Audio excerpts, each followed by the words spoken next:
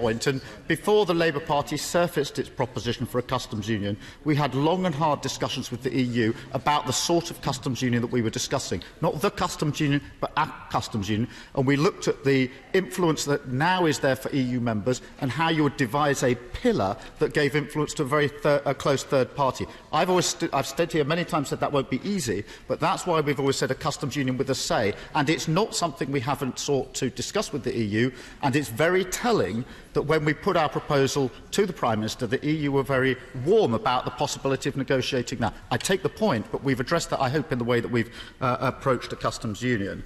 Mr Speaker, Amendment D, Labour's preference remains the approach we set out in the letter to the Prime Minister in January of this year. That is a customs union and single market alignment. But we recognise that Amendment D has a number of similarities and could deliver a close economic relationship with the EU. The amendment has been revised since the first phase of indicative votes and now includes further detail about the form of a customs arrangements envisaged, which has similarities with the approach that the Labour Party has set out. It doesn't specify that it should be permanent, which is our preferred option, but it does say that it should be at least until alternative arrangements can be found. Now, there do remain differences between our policy position and Amendment D, but the amendment would allow for close economic partnership with the EU. It is a credible proposition, and it's on that basis that we will support it this evening. I won't, because I'm trying to make some progress. Mr Speaker, as far as Amendment E is concerned, we will support this amendment tonight because at this late stage it's now clear that any Brexit deal agreed in this Parliament will need further democratic approval. That is what this amendment will do.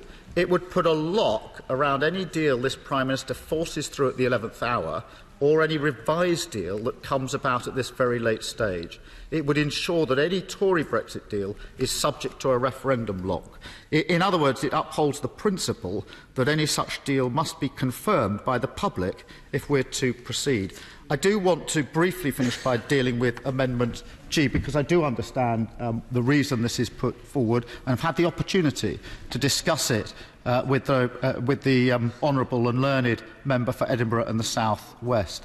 Our focus today is on the way forward, which is why we're supporting the three amendments in place.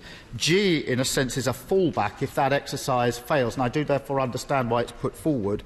We won't be voting in favour of it tonight, but we do accept that this is an issue that is going to have to be confronted by this House in due course, and I will give way on that point. I'm really extremely puzzled as to the position taken by the Labour front bench here. We all have to compromise today. I'm going to vote for motion D, and I'm on the record as having concerns about it and saying it didn't go far enough.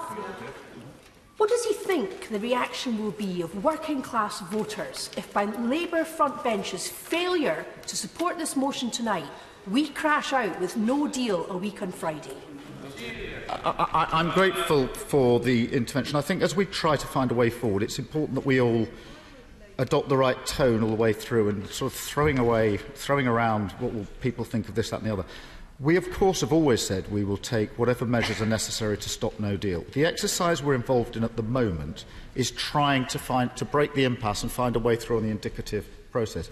I accept if that fails, there will have to be an insurance exercise, but we're not at that stage yet. I'm not rejecting the principle. I'm not going to take another intervention, but I'm not going to stand at this dispatch box and have across the House the throwing around of allegations that you're not interested in that, you're not interested in the other. We are trying to have a different debate with a different tone, which is in a grown-up way to find a way forward. And I'm prepared to engage in that. I'm prepared to accept that the principle is one we're going to have to confront. But at the moment, our focus is on how do we break the deadlock.